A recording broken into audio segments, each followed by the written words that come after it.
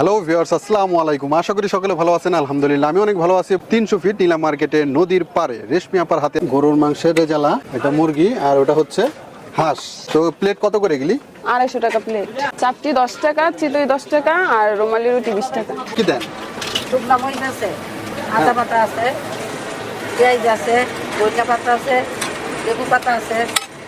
এখানে 1 piece, 2 piece, 3 piece, 4 piece, 5 piece. দেখো গ্রেভিটা খেয়ে নিই।